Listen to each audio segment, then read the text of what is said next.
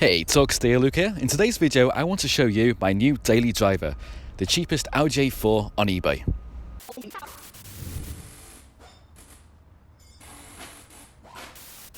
So when I say cheapest Audi A4, I mean the B7 shape that ran from 2005 to 2008. That's not been written off, that has an MOT, is road legal, starts and drives and has no major mechanical issues. So this car is a 2006 A4 2-litre TDI with 140 brake horsepower and is mated to a 6-speed manual transmission and has covered 165,000 miles. Now I took a bit of a gamble on this car because of the mileage and the reputation of these 2-litre TDIs have with the balancer shafts, which I'll get to a little bit later.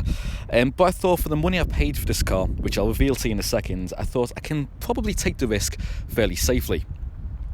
So essentially the reason I got this car was I don't like the A3. I actually thought I would like the car after doing a bit more work to it, but as soon as my old A4 went and I seen her leave, I realised I'd made a mistake, and I just thought it's not worth me putting all that time and effort into doing the A3 when I could actually put that time and effort into a car that I wanted. And I actually didn't want another A4, so to speak. If it did, I wanted to go for either a B8 model, which would have cost a bit more. So I actually thought I'll just go for a cheap one that I know I would like more than the A3. That would tie me over for about like 9 or 10 months until my insurance is due up, and I've saved up the funds for something a bit nicer. But actually, when I got this car, I was pleasantly surprised of how nice it is, and I've actually made the decision to keep this car for quite a while actually, and do it up and get back to the best condition that's realistically possible on it. So this entire car I paid just £750 for, and I know what you're thinking at the moment, what the hell's wrong with it for that price? Because when you look at this car, it looks like a hell of a lot of car for the money, and to be honest, it is. And there's nothing major wrong, to be fair. So when I looked at this car, I just typed in Audi A4 on eBay, and I wasn't specifically looking for a particular engine, a particular year or particular specification, but this 2-litre TDI came up and it was advertised as a 20-litre TDI on the auction, so anyone searching for a 2-litre straight away wouldn't find it. And when I look at the description of the car, it actually was not advertised very well. The guy put this car down from the beginning. He said it was tatty on the bodywork, it was high miles, and needed mechanical work doing to it, which automatically is going to make most people click right off the listing. He did nothing to try and sell this car to the potential buyer. But I read through it and I thought, you know what, this looks actually pretty tidy on the pictures, and despite the high miles, I thought, well, my A3's got the same engine pretty much, and that feels pretty good for 150,000 miles, so that didn't put me off too much. I rang the guy up and asked him a few questions, and basically he said 125,000 miles, I had a new clutch, new cam belt, new water pump, had quite a bit of work done to it.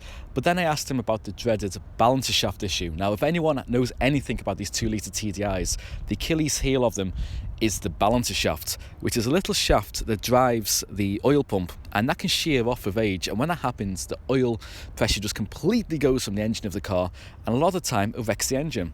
And the guy said, actually, yeah, it has had issues with it.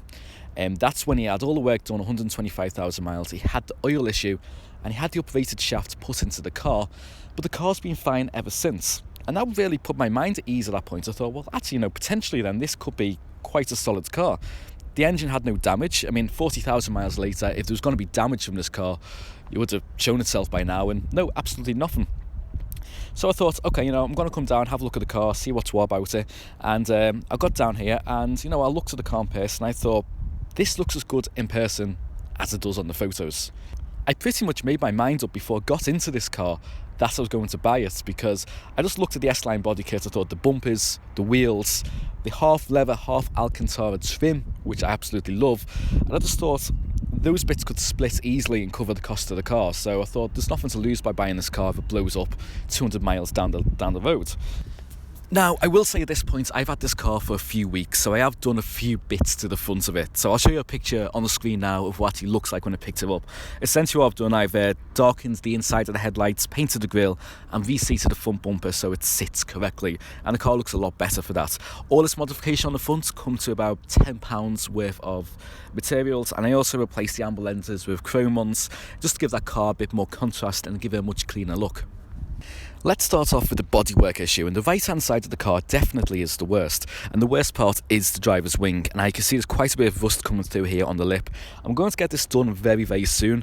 And then there was a few dents around the car when I picked it up. The major one was here, And what's happened is the door had blown open in the wind and had gone too far, and the wing had creased all down the door here. And then there was a few little ripples down here, very, very small. You had to be in the right light to notice them. And finally, you might just be able to see here, just in the door, there's a dent here as well. Now this one happens, the guy got a gas bottle and went to stick it in his car, and he caught this bit of the car. And on the passenger side of the car, it was actually very, very neat. There was a couple of very small dents along the sides here, which you had to really look to find them. But you probably can tell I'm speaking in the past tense at the moment, because I've had all these dents took out, 4 panels done, £140, and the car looks great on the body. Apart from maybe the front driver's door is 90% gone. There's a very slight ripple there, but that was quite a hard one to get out because it was literally the length of the door. The rest of the car, like the bumpers, there's no scuffs to them, there's no other heavy dents, no heavy scratches to the car. Overall, it's a very, very tidy car, considering it's 13 years old and done 165,000 miles. And the final thing you may just about see on this video is there's a slight bit of bubbling coming in on the passenger wing, which is going to be seen to sooner rather than later, so it doesn't get any worse and we can save as much of this wing as possible. But once we get both wings done now and then just give the car a good detail, and well, I've actually got some new wheels that have been refurbed to stick on as well. This car is going to look actually very, very respectable and something I can definitely be very proud of owning. Underneath the bonnet, everything is pretty clean. This is just a bit of crap I put on when I was working on the car, so that should all come off very easily. The rest of it is all pretty good. There's nothing major under here that needs doing. I did have to replace the battery. That's something that failed not long after I got the car, so it was about 50-60 quid for a new battery. But again, that's something that any car this age could have a fault with, nothing major, and it's about 5 minutes to change. The only fault I found with the engine is when it's actually idling. It has like a bit of a misfire, which I actually don't believe is a problem with the engine. What I actually think it is, going by what I found on forums, it is the engine mount down here. It's hydroelectrically operated and it stiffens up as the revs rise, and I just got a feeling that it's not stiffening up the way it should be. When the car's under load and the revs are higher, it's absolutely fine, it's perfectly smooth, but on idle, when it stops at traffic lights, you do get a slight judder. So I'm going to try and get that sorted very, very soon, but thankfully it looks very easy to get to.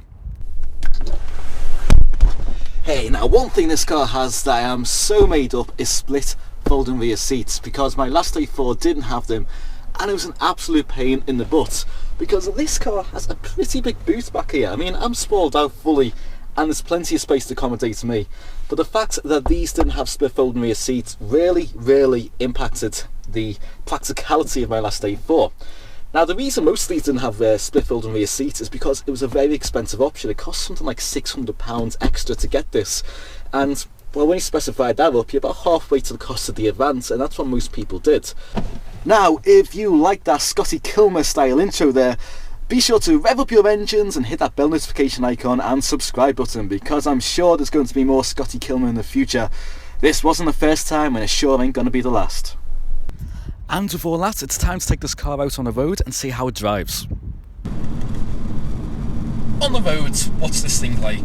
Well, you know what, it's very well behaved. It's a little bit stiff because it's an S-line, and these Generation S-lines are known to be quite stiff. And it doesn't help that the problems with this car start with the suspension. It had problems on the MOT. It had a few advisories saying that, you know, the bushes need changing and such, which is not a surprise. 165,000 miles, diesel, so it's a heavier engine with this stiffer S-line suspension, low profile tyres. It's going to take a bit of a pounding, but it's nothing we can't do. We can put some new bushes on. I'm going to put some new shock absorbers on. I'm going to also probably put new springs on as well. Just redo the whole thing, because honestly, it's worth doing to this car because the engine is so smooth. I am really surprised how smooth this engine is considering the miles. If someone told me this engine had done 40,000 miles, I wouldn't question them. And one of the reasons it's so smooth, it's had a VMAP from Awesome TDI in, I think, Manchester way or Warrington way.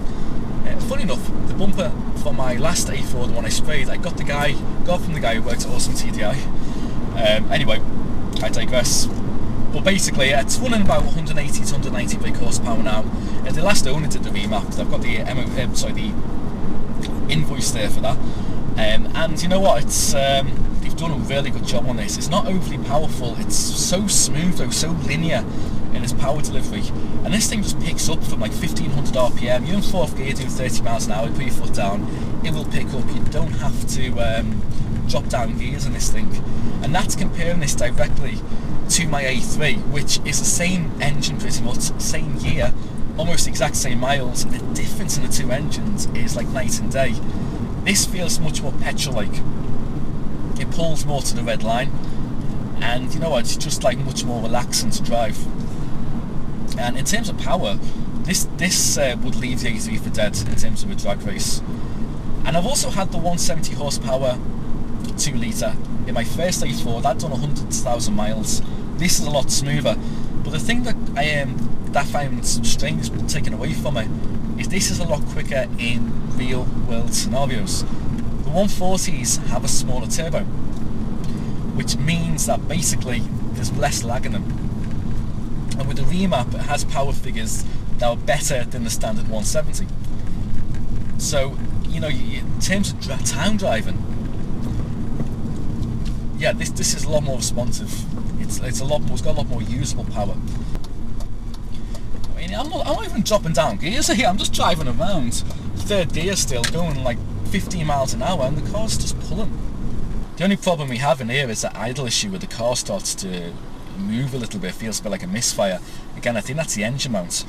In terms of other stuff like the gearbox is very, very nice. It goes into gear really, really easy. With the new clutch as well, it's a pleasure to operate. One of the things I was kind of a little bit concerned about or worried about was going back to a manual. I loved having the automatic in the other A4 because it was such a nice relaxed cruiser, and it wasn't a car you want to be dragging around everywhere. But because this goes into gear so easy, and it's got the new clutch, and the engine picks up from nothing, it doesn't bother me. It's nice to use, so I'm perfectly happy having a manual in this. The upshot is I've got good fuel economy, and it's going to be reliable. It's not got the multi-tronic issues that you might be facing. Standard equipment, mixed bag, to be honest. Electric windows all around, yeah, you know, remote central locking, dual zone climate control, and a 6 CD changer. Also had a cassette player when I first got the car. You know, the Alcantara seats is nice. They're slightly power operated, just in terms of lumbar support. But there's other stuff that's weirdly illogical about this car. I mean, some of you may have seen the video with me saying how illogical these A4s are. It doesn't have steering wheel controls despite having the upgraded sound system. It doesn't have cruise control or trip computer as standards. I'm in the middle of retrofitting them. I've put a new steering wheel on, but I need a new harness for the wiring. I have retrofitted a trip computer, that's how I know what my MPG is. And I've got the cruise control stock there, but I've got a new steering control module and clock spring coming through the post, which should hopefully allow me to start enabling all that type of stuff.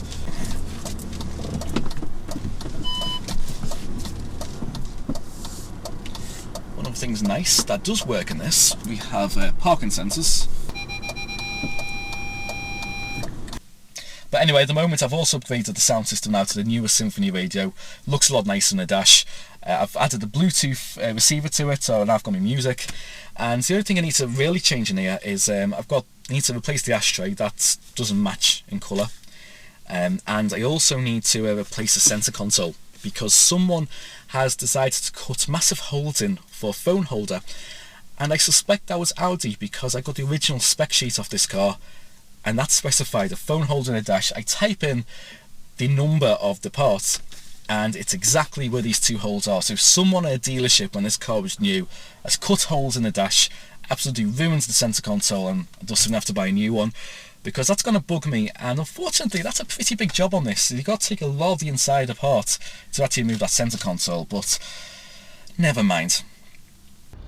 So there we have it. This is my new daily driver, the Audi A4 2-litre TDI. So if you want to see much more stuff on this car, because this one I am keeping and this is my daily driver because I love it, be sure to hit that bell notification and subscribe button if you want to see more from us. If not, thank you for watching anyway, and until next time, see you soon and take care.